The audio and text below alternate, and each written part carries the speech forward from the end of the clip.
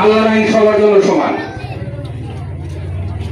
আমরা বাতাস থেকে অক্সিজেন নিয়ে বেঁচে আছি। বলেন তো, যারা আল্লাহকে মানে আর যারা মানে না, অক্সিজেন পাওয়ার ক্ষেত্রে কি আল্লাহ কম বেশি করে দেয়? এই অক্সিজেন বন্টনের ক্ষেত্রে ভূমিকা রাখেন কে? স্বয়ং আল্লাহ। এই অক্সিজেন আপনার নাক দিয়ে ফুসফুসে পাঠান কে? আল্লাহ, নাকি দুনিয়ার কোনো মানুষ?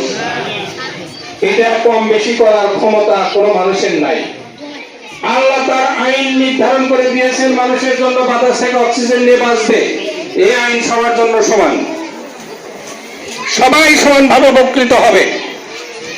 অনুরূপভাবে সমাজে যদি ইসলামী বিধান প্রতিষ্ঠিত হয়, সেই বিধানের সুফল এদেশের ধনী দরিদ্র গরিব হিন্দু বৌদ্ধ খ্রিস্টান মুসলিম সবাই সমানভাবে উপকৃত হবে। কেউই এই অধিকার থেকে বঞ্চিত হবে না। তাহলে সেই আইন আমাদের জন্য কল্যাণ না মানুষের তৈরি করা আমাদের জন্য কল্যাণ? আপনি